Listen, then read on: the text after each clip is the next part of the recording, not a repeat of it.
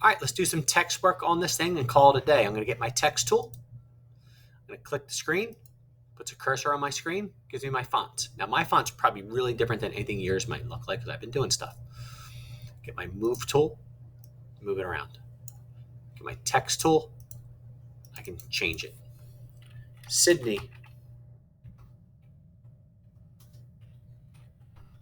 Crosby, his name. Okay, here it is. Let me show you a quick text. If I click the text tool and the layer select at the same time, I don't need to highlight this like Word, okay? Or any typing document, Google Docs. I have the text tool selected, this layer is selected. When I go up here to fonts, change on my fonts, if I start scrolling over them, I can see what they look like in real time as I try to make some changes. Okay? See, it shows it to me in real time.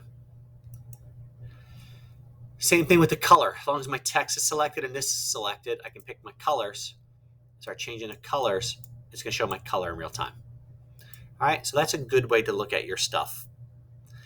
If I double click this layer, so here's the Crosby layer, I can do some stuff to my text.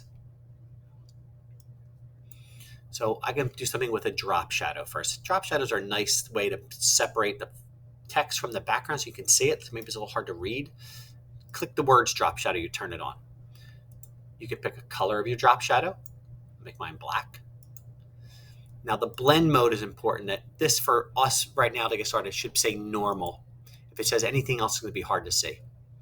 The opacity is the transparency, so 100% opacity. See that black line got a lot darker because it's fully non-transparent. The opacity to 0 makes it kind of disappear and invisible, and anything in between is kind of lighter and darker. Okay, I'll make it full dark so we can see it. Then I can make my distance, see it pulling away. It's like a shadow. Ooh, right. So I can pick my shadow, spread, size, change everything else I want to do. Okay, just so you know. Say okay. That's what it looks like now. I can double click drop shadow and go back and work on it. Or I'm in drop shadow. I'm in the drop shadow features. Here's all my drop shadow stuff. I'm gonna turn it off a hot second, uncheck it. I can do something with an outer glow. Double click it, click it. Again, blend mode, normal, so I can see it. It's white, watch, spread, size, make it bigger. There we go. All right, see it? The opacity is only 35%. Okay, so just to note, there's adjustments you can make. I'll leave that on there. Maybe I want to put a stroke, which is a line. See the little black line now around the letters? That's too big, too thick. I changed it, made the line. I got it. I could bevel. I could turn it off. I could bevel and emboss it. Give it a little shape to it. It's got a little now texture to it. A little shape, bevel and emboss. Inner bevel, outer bevel. I could give it a different style. All kinds of sliders. Great. All right, so fool around with text, get his name on there, make him look good. That's it. When you're done, save it as a Photoshop file.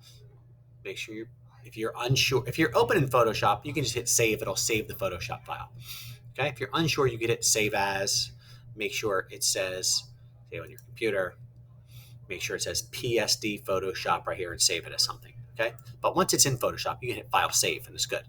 When you're ready to turn it in, you file, export as a JPEG, export, call it something, know where it is. I picked desktop and I'd hit save.